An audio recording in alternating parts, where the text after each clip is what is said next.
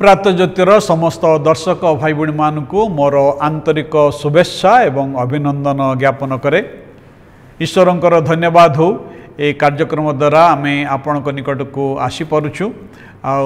आपण माने नियमित भाव में आम मानकर कार्यक्रम देखुथिबारु आपण मानकु अशेष अशेष धन्यवाद जनाए। जदि कार्यक्रम द्वारा आपण आत्मिक उपकार पाउछंती दयाकरी ये लिंक को आपणकर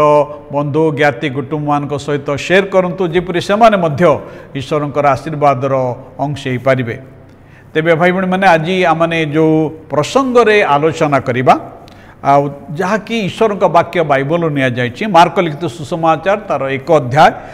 तार 40 पदरु 45 पद मु समयर सापेक्ष दृष्टिकोण ता पाठ करके जाऊ नहीं किंतु ए पदरे आम देखू जे जड़े कुष्ठ रोगी से जीशुंक निकट को आसी जानुपति तांको विनती करी कहूछि जे आपण जदि इच्छा करंती मते सूची करी पारंती ना। पुरातन नियम बाइबल पुरातन नियम रे कुष्ठ रोग केवल गोटे रोग नथिला मात्र रोगी निमंते गोटे मृत्यु सदृश थिला। कुष्ठ रोगी सहित कई संपर्क रखती नहीं, तार कौन से जश ख्याति नहीं, से उपासना मंदिर को जाई परिबो नहीं, से अन्य लोक मान सहित मिलामिशा करि परिबो नहीं, से जने आउटकास्ट समस्त द्वारा घृणित समस्त द्वारा उपेक्षित। किंतु ए स्थान रे से कुष्ठ रोगीटी जीशुंक निकट को साहसर सहित आसी माने एक कथा चिंतार बाहरे जे से किपरि जीशुंक निकट को आसी। मार्क तार 1 अध्याय 41 पदरे लिखा जाए से अर्थात जीशु दयारे विगलित हस्त विस्तार करी ताको स्पर्श कले वो कहिले मु इच्छा करूछि सूची हुओ। प्रभु जीशु ता प्रति दयारे विगलित हेले ना। एक कुष्ठ रोगीटी समाजर समस्त सामाजिक धर्मीय नियम जहाँ सबू थिला तापई प्रतिबंधकर विषय थला ताको से उल्लंघन करी जीशुंक निकट को आसिला। एक सुस्थ लोक निकट को जीवार अर्थ होची आपना उपर को मृत्यु को डाकिबा, किंतु से ता भ्रुक्षेप कला नहीं। आ से कौन कला नम्रतार सहित विश्वासर सहित जीशुंक निकट को आसिला। आ जानुपति नम्रतार सहित से विनती करी से कहूँ आपण जदि इच्छा करिवे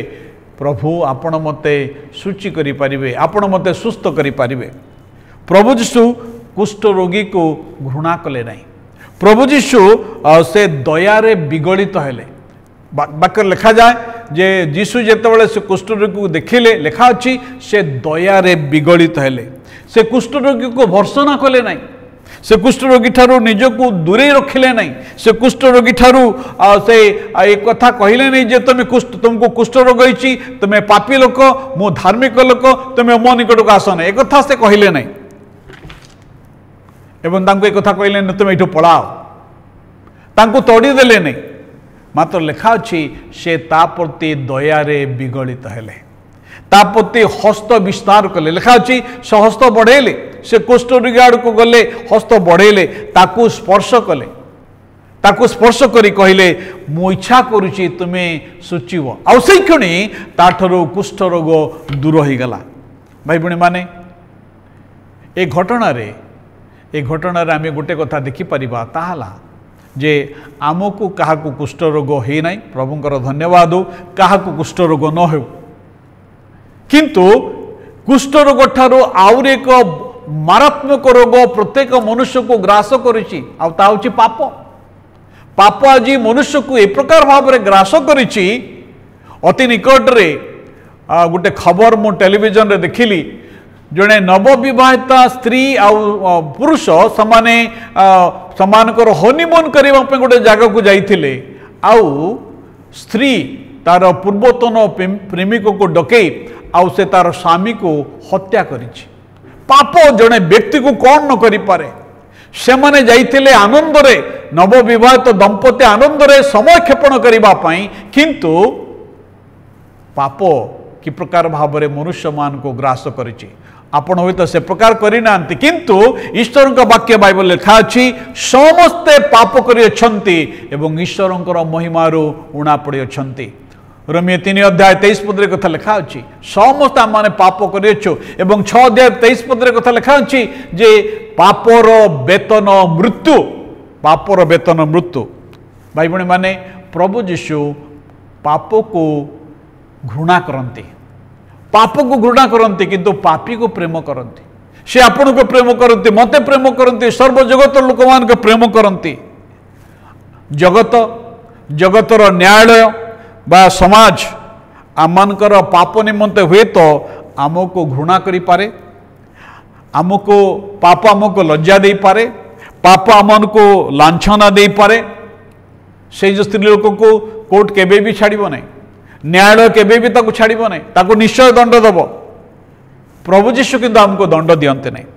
प्रभु यीशु आमर अवस्था को देखी से दयारे विगड़ित हुंती भाई भणी माने से प्रभु यीशु आपण को निकट को आसी अछंती आउ से आपण हस्त बढ़ई कहउचंती मते विश्वास रे स्पर्श कर मते विश्वास रे स्पर्श कर तुमरो पापर रोगरो तुम्हें मुक्त हब प्रभु से कहउचंती मते तुम्हें स्पर्श कर मु तुम निकट को आसीची तुम्हें जेपरि जीवन पाइबो सुस्थता पाइबो आपणकर भग्न जीवन को आउ से स्पर्श करिवा पई चाहंती आपणकर भग्न संपर्क को से स्पर्श करिवा पई चाहंती आपणकर ऋणग्रस्त जीवन को से स्पर्श करिवा पई चाहंती आपणकर रोगग्रस्त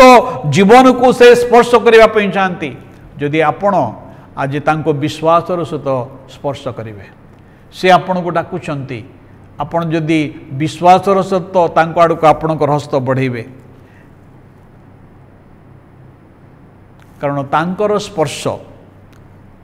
आपणकर जीवन रे परिवर्तन आनिबो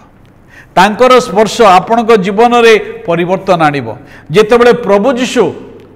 स्पर्श करंती प्रभु ख्रीष्टंकर स्पर्श रे अलौकिक कर्म अछि से अंध लोक को स्पर्श कले अंध लोकटी चक्षु पाइला से देखिबो पारिला दिने जो किछि लोक जड़े युवक को मृत युवक को कोकई बहिक जाऊे प्रभु से कोकई को स्पर्श कले से मृत युवकटी उठी बंची उठिला एवं गोटे मृत बालिका को से स्पर्श कले मृत बालिकाटी उठी बसिला प्रभु यीशु 5टी रुटी एवं 2टी माछ को स्पर्श कले एवं 5000 ऊर्ध्व लोक भोजन करी परितृप्त हेले प्रभु ख्रीष्टंकर स्पर्श रे जीवन अछि प्रभु ख्रीष्टंकर स्पर्श रे आओ दर्शन अच्छी प्रभु ख्रीष्टंकर स्पर्श रे मुक्ति अच्छी प्रभु ख्रीष्टंकर स्पर्श रे आनंद अच्छी प्रभु ख्रीष्टंकर स्पर्श रे आपण जीवन रे संपूर्ण परिवर्तन अच्छी आपण कौन प्रभु ख्रीष्टंकर से स्पर्श को अनुभव करने चाहती आज विश्वासर सहित तांको आड़ को आपणकर हस्त बढ़ातु से आपण को हस्त धरी नेबे एवं आपण को स्पर्श करी आपण को जीवन सबकिछि को से परिवर्तन करेंगे प्रभु आम समस्त को आशीर्वाद करंतु धन्यवाद।